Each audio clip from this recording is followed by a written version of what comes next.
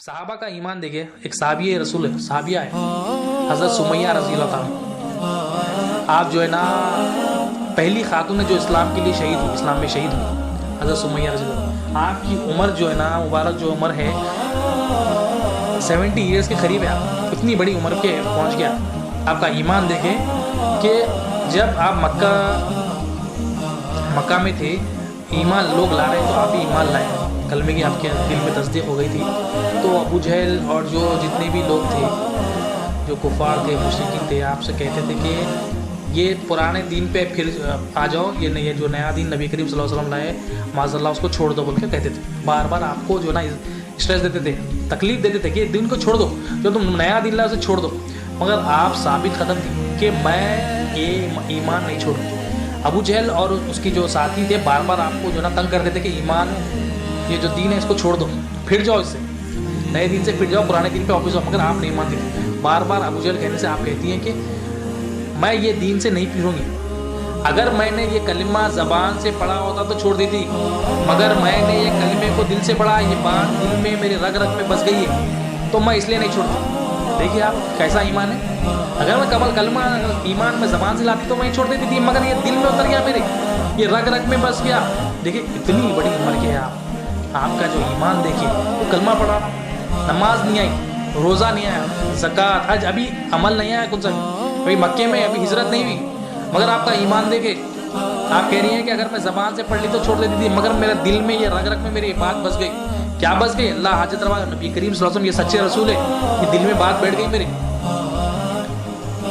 تو یہ دل میں بات بیٹھ گئی تو میں نہیں چھوڑتی. پھر ابو جہل اور اس کے ساتھی جو ہے نا ان کو اور ستانے لگے. ابو جہل نے کہا اگر چھوڑتی نہیں تو ہم تجھے سزا دیں گے. تو آپ کہتی ہیں کہ جو چاہے تو کر لے, میں یہ دین سے نہیں پھروں. میں نے ایمان لا لیا اللہ پر کہ اللہ حاجت روا, اللہ ہی معبود ہے, اور میں نے نبی کریم صلی اللہ علیہ وسلم پہ ایمان لا لیا کہ آپ اللہ کے سچے رسول ہیں. پھر ابو جہل نے کیا کیا, اونٹوں کو منگایا, اونٹوں کو منگا کر پیروں پہ رسی باندھی, آپ کے ہاتھوں پہ گلے میں رسی باندھ کر اونٹوں کو باندھ دیا. پھر اب کہتا ہے کہ ابھی بھی وقت ہے, پھر جاؤ. آپ کہتی ہے تو جو چاہے کر. ایمان دیکھے, ایمان دیکھے, کلمے کی تصدیق دیکھے. ہم ذرا سی پریشانی آتی تو ہم جو ہے نا چھوٹی چھوٹی باتوں میں جھوٹ بولنے لگتے ہیں. ہم ذرا سی پریشانی آتی ہے تو ہم اپنا ایمان بیچ دیتے. یہ صحابیہ ہے نبی کریم صلی اللہ علیہ وسلم کے زمانے میں. دیکھیں ابھی نماز بھی نہیں, ہم نمازیں بھی پڑھ رہے ہیں, ہم روزے رکھ رہے ہیں, حج کر رہے ہیں, کلمہ بھی پڑھ رہے ہیں, مگر یہاں دیکھیں ہمارا عمل دیکھیں اور آپ کا عمل دیکھیں. آپ جو ہے نا مطلب ایسا کیا پڑھ لیا تھا انہوں نے, کیا تصدیق ہو گئی تھی کہ اتنا کہنے کے بعد بھی آپ لوگ نہیں پڑھے.